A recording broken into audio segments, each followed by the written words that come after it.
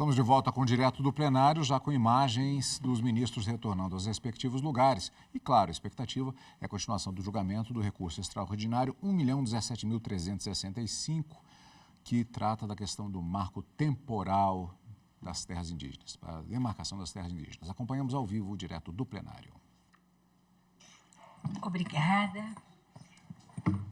Renovando minhas saudações a todos, declaro reaberta a sessão e dando continuidade ao julgamento do recurso extraordinário 1.017.365, tema 1031 da repercussão geral.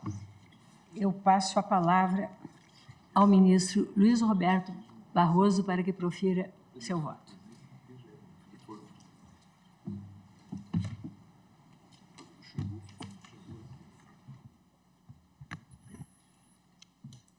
Muito obrigado, presidente. Muito boa tarde, Vossa Excelência, os prezados colegas aqui presentes, nosso decano,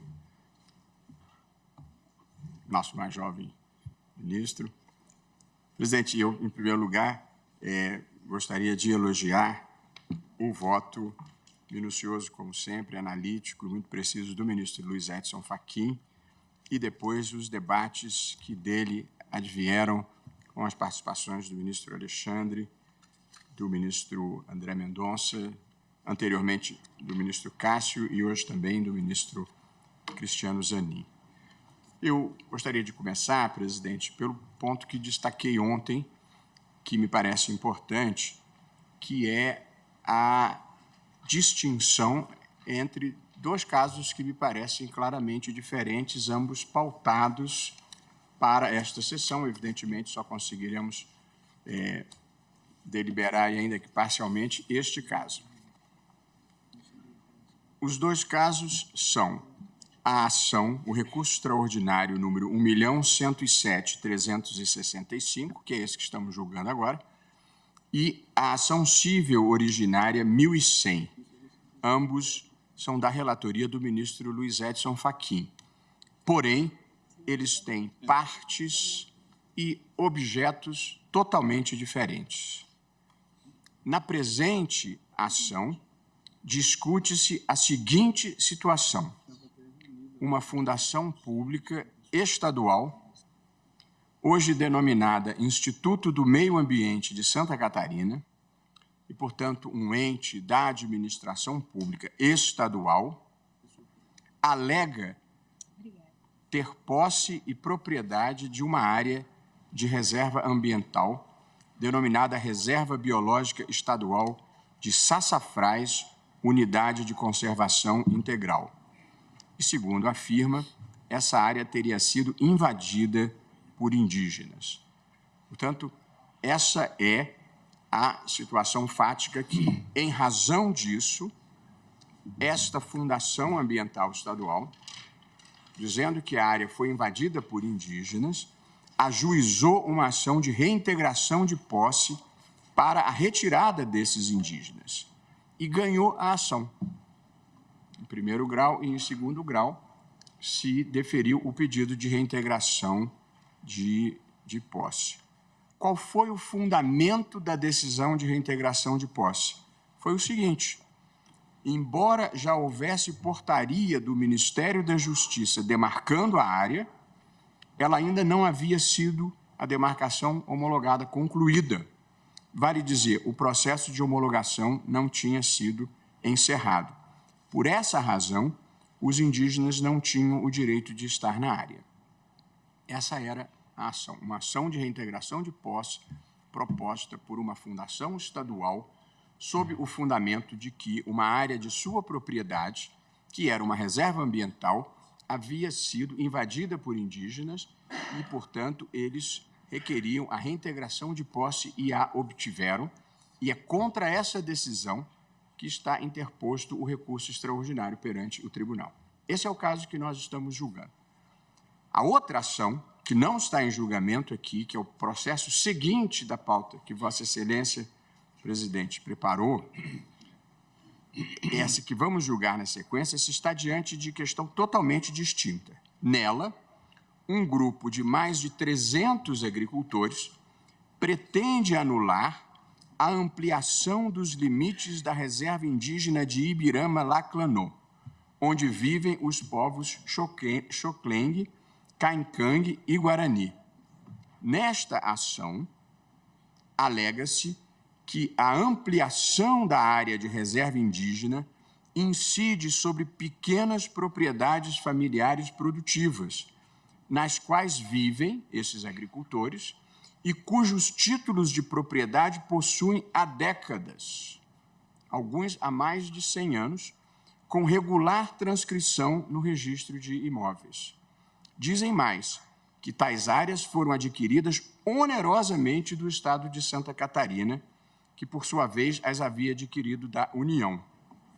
Em razão disso, as 300 famílias de agricultores ajuizaram uma ação anulatória da portaria do Ministério da Justiça que majorou a área indígena. E, subsidiariamente, os agricultores pediam que a União os indenizasse pelas benfeitorias feitas de boa-fé, bem como pelo valor da terra nua. Então, presidente, veja-se que são duas ações completamente diferentes. No primeiro caso, que nós estamos julgando hoje, as partes são autora da ação lá na origem, Fundação Estadual Instituto do Meio Ambiente de Santa Catarina, é o novo nome. E são réis a comunidade indígena, e é ré, a comunidade indígena Xoclengue. A causa de pedir é a invasão de área pública de proteção ambiental por parte de um grupo de indígenas. E o pedido é a reintegração de posse do Instituto com a retirada forçada dos invasores. E o fundamento da decisão que acolheu o pedido foi não estava concluído o processo de demarcação e, por isso, os indígenas não tinham o direito de estarem naquele local. Esse é o primeiro caso que nós vamos julgar agora. O segundo caso, a situação é a seguinte: os autores são centenas de proprietários rurais e os réus são a União e a FUNAI. A causa de pedir é a portaria que é a seguinte: a portaria que ampliou a área indígena viola o seu direito de propriedade. E o pedido é a anulação da portaria ou indenização. De modo que, no primeiro caso, um ente estadual alega que a sua área foi invadida e pede reintegração de posse. No segundo caso, um grupo de pequenos agricultores privados pede a anulação de uma portaria que expandiu a terra indígena. São questões, como ontem procurei demonstrar, totalmente distintas, com partes diversas e pedidos que sequer se aproximam. Num se pede reintegração de posse, no outro se pede a anulação de uma portaria de demarcação. Por que, respeitando evidentemente as posições contrárias, eu acho que não é o caso de se julgar no que estamos decidindo hoje, já o segundo caso, formulando as teses que já abrangem o segundo caso. Porque o caso que nós estamos julgando hoje é, respeitando quem pensa diferente, um caso fácil. E o caso seguinte é um caso difícil. Caso fácil e caso difícil não são termos leigos, são termos da teoria do direito. Caso fácil é aquele para o qual existe uma solução pré-pronta no ordenamento jurídico, para o qual tudo que o intérprete tem que fazer é subsumir os fatos à norma e pronunciar o resultado, que é como eu penso que se resolve o primeiro caso. O segundo caso é um caso difícil. Por que é um caso difícil? Porque existe uma colisão de direitos fundamentais. Existem os direitos fundamentais dos indígenas e existem os direitos fundamentais daqueles pequenos proprietários que adquiriram de boa fé. E, portanto, ambos têm fundamentos constitucionais para a sua pretensão e é preciso fazer uma ponderação para definir a solução adequada, considerando que não há hierarquia entre os direitos constitucionais e, portanto, é preciso encontrar uma solução harmonizadora na medida do possível. Pois bem, se um caso é fácil e o outro caso é difícil, não vejo razão para misturar o fácil com o difícil. Acho que devemos resolver o fácil e depois resolver o difícil. E os anglo-saxões têm uma expressão que se ajusta aqui, que é hard cases make bad law, que é os casos difíceis não são aqueles em que se produz a melhor tese de direito, porque você tem que produzir, por ponderação, a adequação a situações muito específicas. Feitas essas observações de por que eu acho que são diferentes e, portanto, não devem ser julgados conjuntamente, nem a tese de hoje resolver o caso de amanhã, ou da semana que vem, ou quando Vossa Excelência pautar, eu sigo adiante e o tema que nós vamos decidir envolve revisitar alguns conceitos que vêm sendo versados pela jurisprudência e que envolvem alguma complexidade semântica, que são a ideia de marco temporal e de esbulho renitente, bem como todos discutiram alguns pontos que foram decididos no caso Raposa Serra do Sol. Como disse anteriormente, aqui nós estamos julgando um recurso extraordinário interposto pela Fundação Ambiental Estadual contra... Perdão, estamos julgando um recurso extraordinário interposto pela FUNAI, órgão de proteção dos índios, contra a decisão do Tribunal Regional Federal da 4ª Região, que deu ganho de causa à Fundação Estadual Ambiental em desfavor da comunidade indígena Xoclengue. A decisão impugnada, como disse, reintegrou na posse a Fundação Estadual, considerando que os indígenas estavam ilegitimamente naquela área. Em seu recurso, a FUNAI afirma que a área constitui terra indígena de tradicional ocupação do povo Xoclengue, conforme portaria do Ministério da Justiça 1128 de 2003. Isso é o que alega a FUNAI. Havia uma portaria demarcando aquela área. E a Fundação Ambiental Estadual, por sua vez, alega ser a legítima proprietária do imóvel registrado como Reserva Biológica Estadual Sassafrás. O acórdão recorrido assegurou a posse à Fundação Estadual ao argumento de que a demarcação não estava concluída. E, de fato, a demarcação permanece inconclusa por inércia federal e, diante dessa inércia, os índios passaram a ocupar a área que tinha sido demarcada pela portaria. De modo que o que nós estamos discutindo aqui é a quem assiste o direito de permanecer na área, à luz do artigo 231 da Constituição, tendo em vista que há uma demarcação de terra, mas não foi homologada, não foi concluída, e que há um registro de propriedade do outro lado. Portanto, de um lado, uma portaria demarcando terra indígena, do outro lado, um registro de propriedade em favor da Fundação Estadual. Foi reconhecida a repercussão geral, proposta pelo ministro Luiz Edson Fachin, para discutir o estatuto jurídico constitucional das relações de posse das áreas de ocupação tradicional indígena. O artigo 231, referido pelo ministro Fachin, cuida de temas os mais diversos. Eles cuidam da organização social dos indígenas, dos seus costumes, das suas línguas, crenças e tradições, aproveitamento de recursos hídricos, potenciais energéticos, lavra mineral em terras indígenas. Portanto, nós não estamos, evidentemente, procurando resolver todas as situações que possam advir da incidência do artigo 231 da Constituição. Eu acho que nós estamos aqui a resolver um recorte específico do artigo 231, que tem por objeto o caso que origina essa demanda, que originariamente é uma demanda subjetiva. Qual a questão? O Estado alega propriedade de uma área que veio a ser demarcada como indígena e cujo processo não se concluiu. Portanto, nós não estamos normatizando em abstrato todas as situações que podem ocorrer. Até porque a gente não tem como adivinhar se tem posseiro, se não tem posseiro, se está lá de boa fé ou não de boa fé, se é grileiro ou se não é grileiro.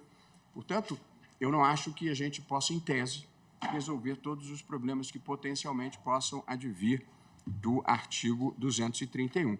E nós temos, presidente, já de algum tempo, desde que começamos, ainda com a companhia valiosa e que nos faz muita falta do ministro Teori Zavascki, nós, em algum momento, conviemos que as teses de repercussão geral deveriam ser tão próximas da situação concreta resolvida quanto possível, e eu acho que essa regra se aplica aqui, porque, como pretendo demonstrar, fazer diferentemente, tentar fixar uma tese larga, uma tese abrangente, viria em prejuízo das comunidades indígenas e em favorecimento da civilização dominante.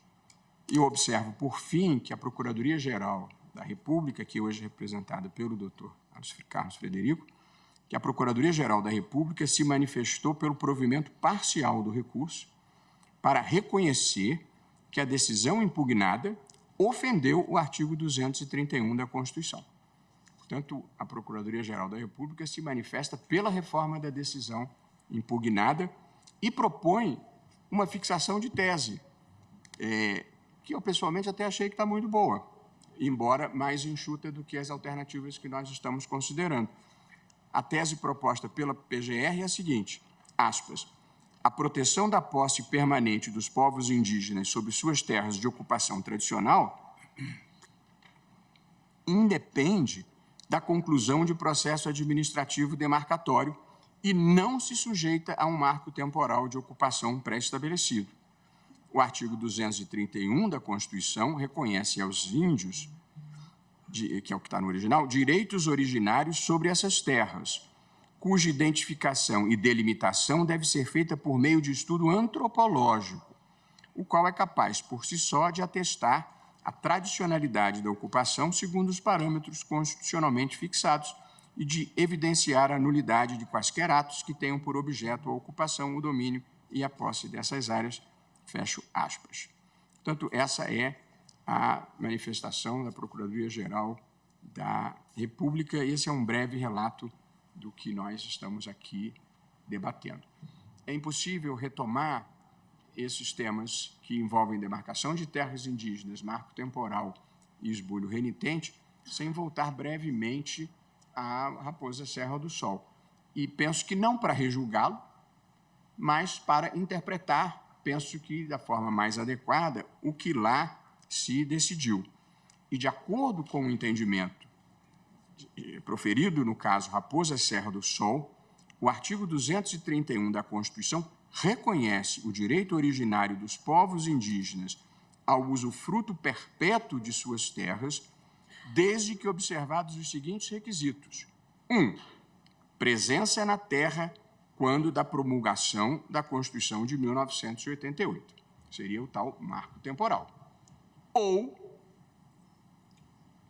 aspas, ocupação tradicional, fecho aspas, da área pela comunidade, caracterizada pela persistência do vínculo tradicional com a terra quando da promulgação da Constituição de 1988, ainda que tenha havido sua retirada física involuntária.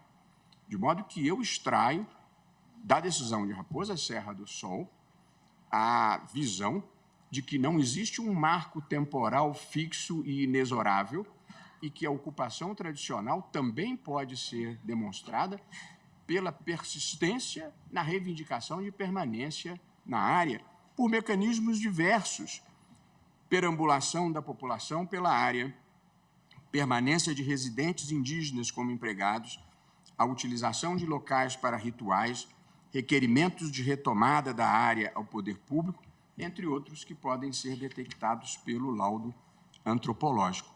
E aqui uma observação que considero muito importante, o ministro Zanin fez a mesma observação, no próprio caso Raposa Serra do Sol, a comunidade indígena não se encontrava na área quando da promulgação da Constituição de 1988 e, não obstante isso, teve seu direito à terra assegurado em face de terceiros.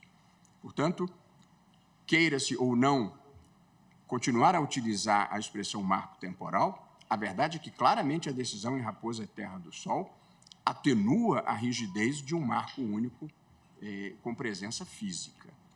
E aqui, e o que eu observei agora, a Constituição de 88 protege o direito dos povos indígenas à sua identidade cultural e, portanto, lhes assegura direito à terra à luz da sua cultura e não tendo em vista os conceitos e comportamentos da sociedade dominante. Ou seja, para saber se houve uma reivindicação permanente daquela área, nós não podemos utilizar os mecanismos que utilizaríamos se estivéssemos verificando o comportamento dos integrantes da sociedade dominante. A preservação do vínculo de tradicionalidade com a terra e a resistência ao apossamento por não indígenas devem ser interpretados com base nos costumes e práticas dos próprios indígenas. Também observo, presidente, para formular a solução que me parece justa, a ideia de que se deve ter deferência ao trabalho técnico desempenhado pelos antropólogos. Como se trata de compreender práticas e comportamentos à luz de outra cultura, o vínculo tradicional deve ser aferido a partir de estudo antropológico voltado a tal fim, em virtude da alta expertise de tal estudo e em atenção à limitada capacidade institucional do Poder Judiciário no tema. O Judiciário deve ser deferente ao entendimento técnico, vírgula, muito importante, salvo vício flagrante comprovado por trabalho igualmente técnico e idôneo. De modo que o Judiciário não é a sede própria para verificar acerto ou desacerto de laudo antropológico. O que é importante é a seriedade dos profissionais que são escolhidos para desempenhar esse papel e a observância do procedimento próprio que é estabelecido em decreto que já foi declarado constitucional pelo Supremo, respeitado nesse ponto específico a divergência do ministro André Mendonça. E aqui nós chegamos a esse conceito de marco temporal que ou superamos ou requalificamos, mas eu acho que é preciso enfrentar essa questão. A Constituição de 88 é o marco temporal para aferir a ocupação tradicional, manifestada pela persistência do vínculo cultural e espiritual com a área, e não a ocupação física. É claro que a ocupação física é suficiente, mas não é só ela que vale. A ocupação tradicional pode se dar por outras vias. E é neste sentido que se proclamou a noção de marco temporal no caso Raposa Serra do Sol, de que cabe ao perito atestar a presença física ou a persistência do vínculo cultural atual, quando da promulgação da Constituição de 1988, quando a comunidade tenha sido desapossada da área forçadamente. Tanto assim é que a comunidade indígena, no caso de Raposa Serra do Sol, como disse, não estava na área e, mesmo assim, teve o seu direito preservado. Considerando, contudo, que a noção foi erroneamente interpretada por decisões posteriores ao caso, é o caso, ou, como disse, ou de se requalificar o marco temporal para que não equivalha à ocupação física, ou abandonar. Eu acho que a requalificação adequada pode ser suficiente, porque acho que a decisão em Raposa Serra do Sol fez isso de maneira adequada. E o que ocorreu depois foi uma interpretação errônea do que significaria o marco temporal. O outro conceito, presidente e prezados colegas, importantes aqui é o de esbulho renitente. Decisões posteriores ao acórdão do caso Raposa Serra do Sol, proferida por instâncias inferiores ou por órgãos fracionários, desenvolveram essa noção de esbulho renitente, que seria aquele caracterizado por 1. Retirada forçada de comunidades indígenas da sua área, cumulada com ajuizamento de ação possessória pela comunidade indígena para reaver a terra, ou 3. Conflito fundiário caracterizado pela entrada litigiosa na área. Veja, o conceito de esbulho renitente, como foi qualificado da forma que eu disse aqui, exigência de ações judiciais, de notificações judiciais, de providências perante a administração ou poder judiciário, são instrumentos da sociedade dominante. Não se pode pretender exigir que as comunidades indígenas se valham desses instrumentos necessariamente. porque, evidentemente, não corresponde à cultura tradicional desses povos. Portanto, essas decisões a que me referi sobre o esbulho renitente pretenderam condicionar o direito à terra das comunidades indígenas à propositura de medida judicial que não integra a sua cultura ou a conflito que poderia colocar em risco a sua vida. E tal entendimento não foi nem deve ser corroborado pelo plenário desse tribunal, porque esvazia o direito dos povos indígenas à terra, desrespeitando seu direito à identidade cultural e à vida. Por tal razão, eu também estou rejeitando a utilização da expressão esbulho renitente, pelo menos no sentido que se lhe vinha dando de atuação perante o Poder Judiciário com ações judiciais ou notificação judicial. Também me parece importante, para a solução da questão que estamos enfrentando, reconhecer, como está expresso na Constituição, que são nulos os títulos dominiais e atos possessórios de terceiros que tenham por objeto a ocupação, o domínio e ou a posse das terras indígenas, cujo direito é originário e pré-existente, ressalvado, diz a Constituição, o direito de terceiros à indenização pelas benfeitorias efetuadas de boa-fé. Aqui há uma sutileza que eu vou enfrentar mais adiante no tocante à indenização, mas não é indenização pela demarcação da terra indígena, é outro tipo de indenização, como pretendo demonstrar. Portanto, e ainda um último item que me parece importante para a resolução do caso específico, é que a proteção dos direitos territoriais indígenas se dá mesmo sem a finalização do processo administrativo de demarcação, sobretudo nas circunstâncias desse caso, quando a não conclusão da demarcação decorreu de uma omissão deliberada da União depois da portaria do Ministério da Justiça e após o indiscutível reconhecimento do laudo antropológico. E aqui, presidente, vale lembrar que o artigo 67 da Constituição, do ato das disposições constitucionais transitórias, prevê expressamente: a União concluirá a demarcação das terras indígenas no prazo de 5 anos a partir da promulgação da Constituição. E já se passaram 35. E com a portaria devidamente expedida, não houve a demarcação definitiva pela homologação, numa mora mais do que escancarada, caracterizada nesse caso. De modo que, elaborado o laudo antropológico e expedida a portaria do Ministério da Justiça, já se sabe qual é a área que deve ser reservada às comunidades indígenas. E é por isso que, a meu ver, os indígenas têm o direito de adentrar e permanecer na área, inclusive porque esse é um fator que favorece o reconhecimento da sua resistência. E, muito importante assinalar, e o ministro Zanin lembrou também, que é a decisão da Corte Interamericana de Direitos Humanos, o caso do povo indígena Chucuru e seus membros versus Brasil, também lembrado pelo ministro Fachin, em que se reconheceu a responsabilidade internacional do Brasil pela irrazoável demora na demarcação e pelo prejuízo sofrido por tal povo, conforme arrazoado da Clínica de Direitos Humanos da Universidade Federal de Pernambuco, que atuou como amicus curiae.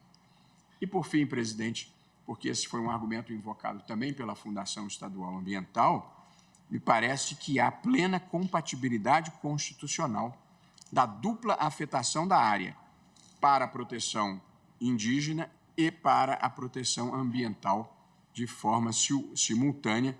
Todas as pesquisas documentam que as áreas de proteção, as áreas demarcadas para as comunidades indígenas têm um índice de desmatamento significativamente inferior às reservas ambientais do poder público e às florestas de uma maneira geral, de modo que não há nenhuma incompatibilidade entre preservação ambiental e ocupação pelas comunidades indígenas. Esses são, presidente, os conceitos que me parecem importantes e eu passo, então, a solucionar a questão concreta e a debater a tese, aqui assinalando, o que considero importante, as concordâncias que identifiquei nas posições dos ministros Luiz Edson Fachin, Alexandre de Moraes e Cristiano Zanin, e nas minhas também, que são as seguintes. Todos nós desmistificamos a ideia de que haveria um marco temporal assinalado pela presença física em 5 de outubro de 1988, reconhecendo, ao revés, que a tradicionalidade e a persistência da reivindicação em relação à área, mesmo que desapossada, também constituem fundamento de direito para as comunidades indígenas. Muito importante esse ponto. Também coincidem os votos desses ministros que mencionei, na medida em que reconhecemos igualmente a superação ou pelo menos a redefinição do conceito de esbulho renitente, caracterizado pela não exigibilidade de que as comunidades indígenas atuem em defesa de suas terras, propondo ações, formulando notificações judiciais ou adotando quaisquer outros comportamentos jurídicos que não são compatíveis com as culturas tradicionais. E ainda, um terceiro ponto de convergência de nós quatro, eu diria, estamos de acordo igualmente ao respeito devido, ao menos prima facie, ao laudo antropológico, a menos, evidentemente, que haja algum vício procedimental ou alguma teratologia. O judiciário deve se limitar às suas capacidades institucionais e respeitar a valoração técnica de profissionais que têm maior conhecimento da matéria. Portanto, presidente, à luz do que foi exposto, eu decido o caso concreto, votando no sentido de dar provimento ao recurso para reconhecer o exercício da posse legítima por parte da comunidade indígena Xocleng, nos termos do artigo 231 da Constituição de 1988, porque verifiquei dos autos muito claramente que houve uma reivindicação persistente e constante de retorno àquela área. E no meu voto eu propunha uma tese bem simplesinha, que dizia assim: o artigo 231 da Constituição Federal reconhece aos índios reconhece aos indígenas direitos originários sobre as terras tradicionalmente ocupadas, desde que demonstrado o vínculo de tradicionalidade atual com a terra, por meio de perícia antropológica, cabendo à União e à FUNAI proteger tais terras enquanto em curso o processo de demarcação. E assim eu resolvia, com essa tese, o caso concreto. Simples assim, porque o caso me parece muito simples. É uma mera contraposição da norma constitucional que assegura o direito às terras originárias indígenas a um suposto direito de propriedade do Estado de Santa Catarina, que evidentemente não se sobrepõe nas circunstâncias ao direito originário das comunidades indígenas. Resolvido o caso concreto, nós chegamos à questão um pouco mais complexa da tese. E aqui os ministros Edson Fachin, Alexandre de Moraes e Cristiano Zanin apresentaram teses mais analíticas. O ministro Cássio Nunes Marques e o ministro André Mendonça também apresentaram teses mais analíticas, mas, eu diria, na parte substantiva, em algum grau divergente dessas premissas que eu estabeleci aqui e que me parece comum da posição do relator, do ministro Alexandre, do ministro Zanin e da minha. Agora, eu vou explorar um pouco as nossas divergências quanto a esses pontos. O ministro Alexandre de Moraes acompanhou o ministro Luiz Edson Fachin na maior parte das conclusões, mas acrescentou duas outras. Uma sobre o direito de indenização e outra sobre a permuta ou compensação de terras. A minha posição aqui, presidente, é a seguinte: o presente caso envolve a questão de saber se uma demarcação cuja portaria já foi expedida, mas cujo processo não foi concluído, se gera ou não gera efeitos. E, no fundo, saber se prevalece o direito da União de demarcar a área e dos indígenas de ocupá-la, ou se prevalece o direito do Estado de Santa Catarina, por sua fundação ambiental, de preservar a propriedade da área. Portanto, neste caso que nós estamos discutindo, na minha visão, não há qualquer questão de indenização em jogo.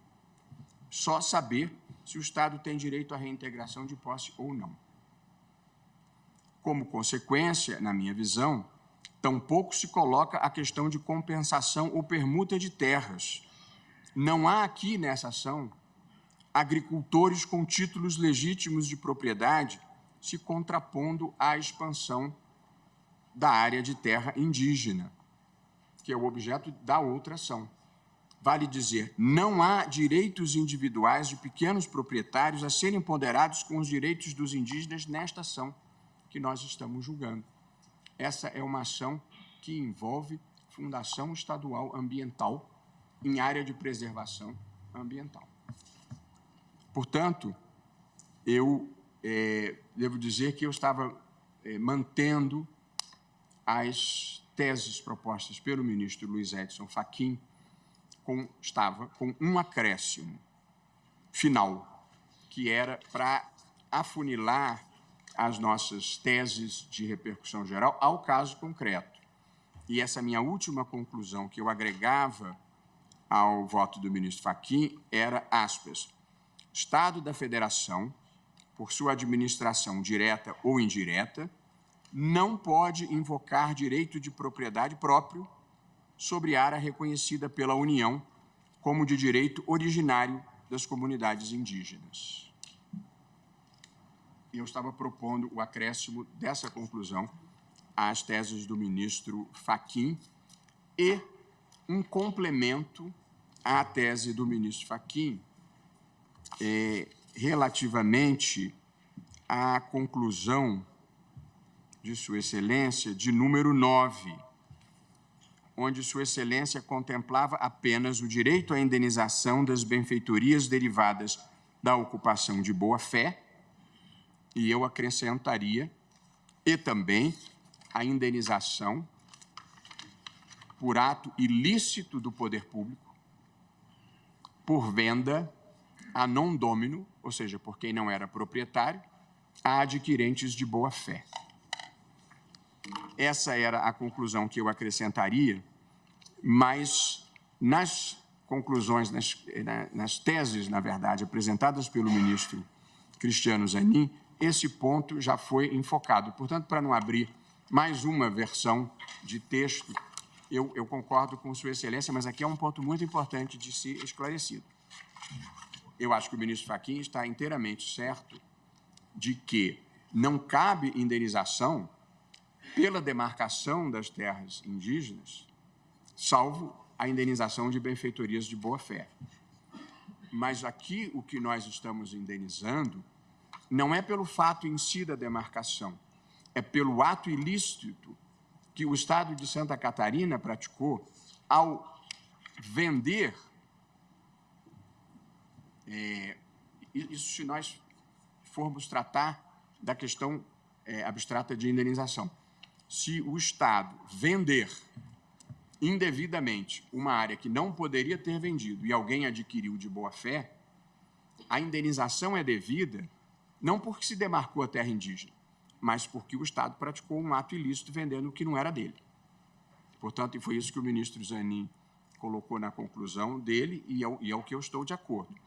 Portanto, existiria, como propõe o ministro Fachin, a indenização por benfeitorias de boa-fé, com base no artigo 231, parágrafo 6º, mas há esta indenização também por ato ilícito do poder público, com base no artigo 37, parágrafo 6º da Constituição. E, nesse ponto, era o acréscimo que eu faria. Como nós vamos tabular, depois, presidente, as diferentes teses e tentar produzir um texto comum, não vou criar mais um e vou trabalhar sobre todos os outros. Eu justifico a minha divergência com a posição do ministro Alexandre, porque eu acho que o direito à indenização que, porventura, algum ocupante de área indígena possa ter, terá por fundamento o ato ilícito praticado pelo poder público pela alienação indevida a adquirente de boa-fé.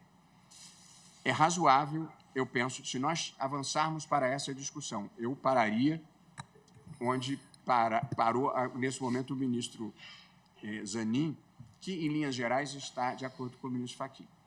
Mas por que eu diverjo da posição do ministro Alexandre de Moraes? Eu concordo que, primeiro, eu divirjo nós tratarmos dessa questão, mas se prevalecer o entendimento que se deve avançar, eu divirjo aqui. Eu acho que é razoável prever a quitação dessa indenização por ato ilícito do poder público a ser paga de forma direta, a ser quitada de forma direta, mediante pagamento à parte ou depósito judicial, e não por via de precatório. Eu concordo que a indenização seja paga dessa forma, mas não concordo, presidente, com o direito de retenção, porque isso criaria, quando não impossibilitaria, a demarcação de terras indígenas, porque aí a disputa sobre a desapropriação se prolongaria indefinidamente, como só ia acontecer com os processos de indenização em desapropriação.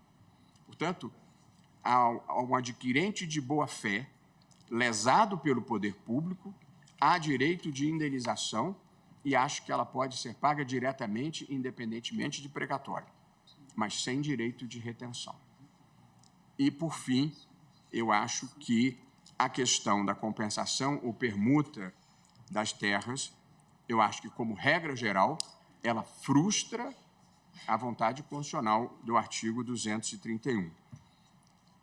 Na eventualidade da necessidade de uma ponderação entre direitos fundamentais, seria possível, excepcionalissimamente, considerar essa possibilidade, sempre exigida a boa-fé e a anuência, a meu ver, da FUNAI e também a concordância da comunidade. Mas, como disse, eu acho que essa questão não se coloca nesta ação e, portanto, não vejo necessidade de nos pronunciarmos sobre esse ponto, sobretudo sobre esse ponto específico. E gostaria de deixar claro, como penso que esteja nas conclusões do ministro Fachin e do ministro Zanin, que não se trata de indenização prévia com direito de retenção, mas penso que deva ser uma indenização com pagamento direto e não por via de precatório. Pode ser por depósito judicial ou pode ser por quitação diretamente junto à parte. Por isso, presidente, no caso concreto que nós estamos julgando, eu estou dando provimento ao recurso extraordinário interposto pela Fundação Nacional, pela FUNAI, e relativamente às teses, eu me alinho à posição do relator com as complementações feitas pelo ministro Cristiano Zanin, com a redação das conclusões a serem ainda debatidas para refinarmos as posições. É como voto, presidente. Muito obrigada, ministro Luiz Roberto Barroso. Concedo a palavra ao ministro Alexandre de Moraes. Obrigado, presidente. Cumprimento Vossa Excelência, cumprimento os eminentes colegas. Presidente, eu, até pelo horário, sem querer tumultuar, só uma reflexão. Aqui, a questão da indenização que foi tocada pelo ministro Zanin, depois agora pelo ministro Luiz Roberto. Essa questão da indenização por ato ilícito do poder público, eu diria que vai confundir mais ainda, pelo seguinte, o ato do imperador Dom Pedro II, que em 7 de janeiro de 1865 distribuiu lotes de 22 mil braças nas colônias militares Mato Grosso e Mato Grosso do Sul, para os voluntários lutarem na Guerra do Paraguai em 1865. Esse ato é lícito ou ilícito? As terras hoje são consideradas indígenas. Naquele momento, o ato do imperador foi lícito. 1865, 160 anos depois, o bisneto daquele que serviu na Guerra do Paraguai, ele vai ser retirado da sua terra. Eu nem sei quantos são 22 mil braças, mas vai ser retirado da sua terra, porque a terra é indígena. E ele não vai ter direito à indenização. O ato dele é de boa-fé.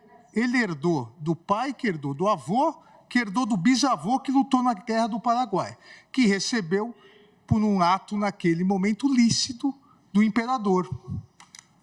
Como ele teria como saber que 165 anos depois, aquela terra seria considerada indígena? Então, aqui é por uma reflexão, porque os atos nos momentos em que foram praticados foram considerados lícitos.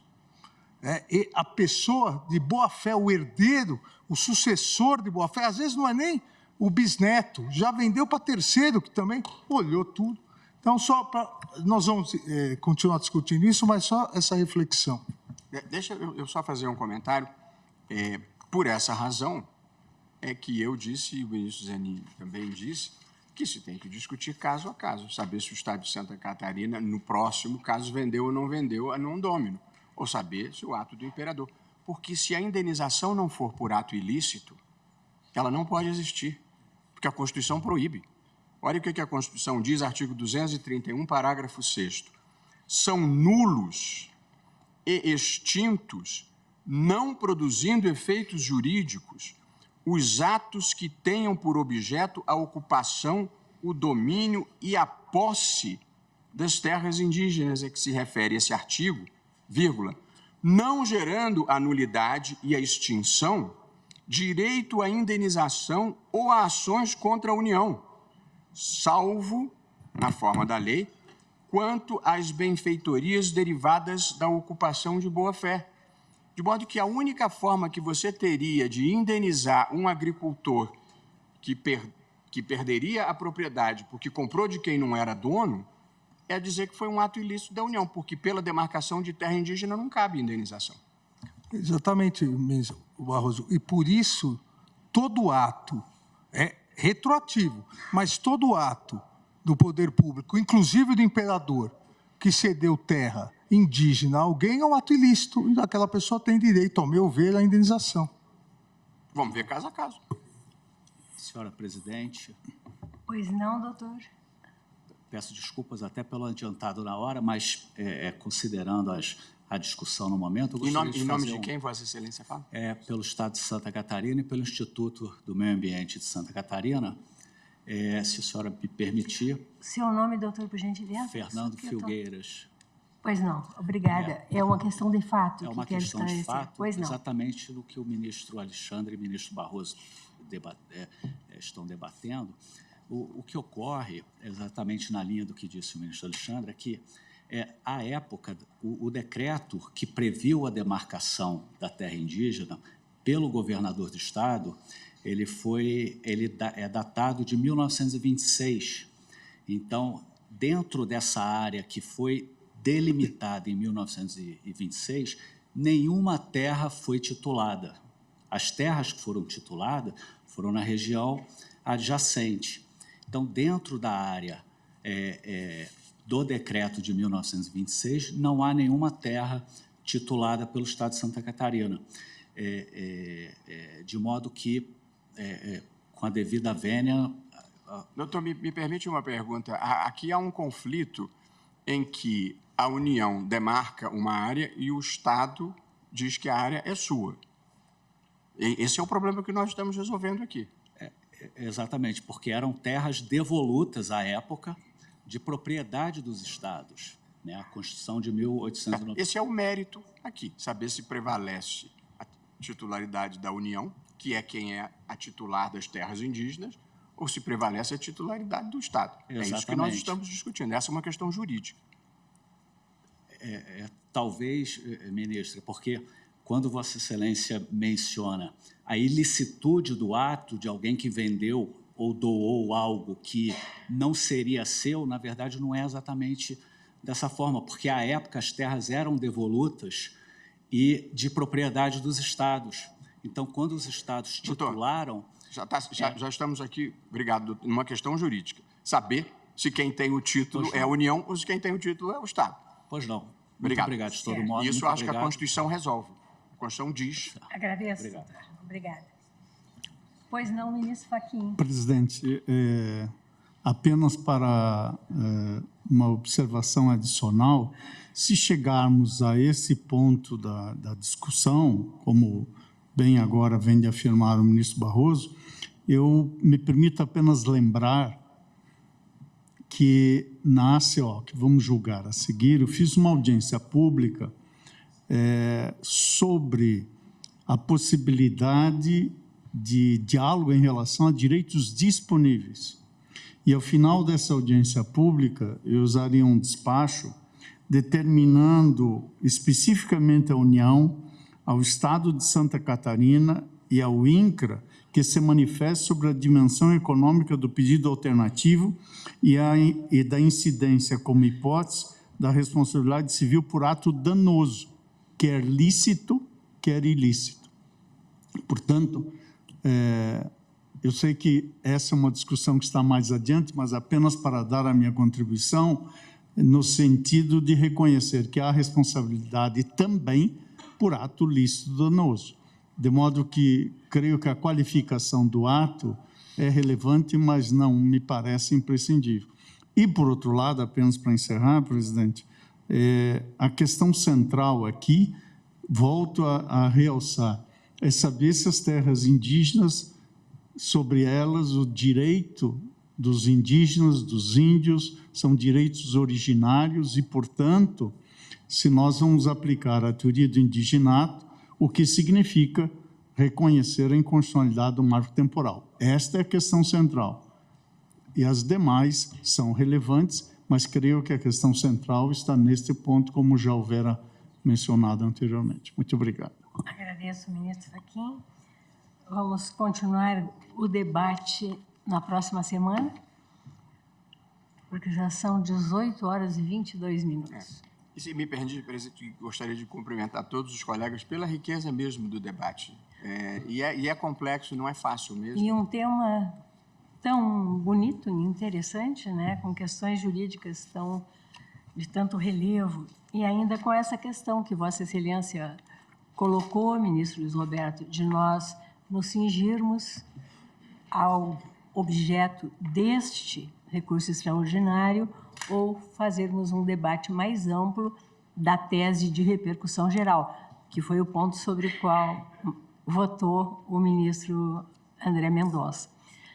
Mas nesta assentada, após fazer o registro provisório, o voto do ministro André Mendonça, restrito à tese em julgamento, os termos que nós temos aqui, vamos transcrever na íntegra, do voto do ministro Zanin, acompanhando o relator no sentido do provimento do recurso extraordinário para julgar improcedentes os pedidos deduzidos e com a apresentação de tese que, em parte, converge, mas, em parte, diverge da tese apresentada pelo relator, do voto do ministro Luiz Roberto, da mesma forma, acompanhando o relator no sentido do provimento do recurso extraordinário e acompanhando a tese do ministro Fachin com as complementações da tese do ministro Zanin,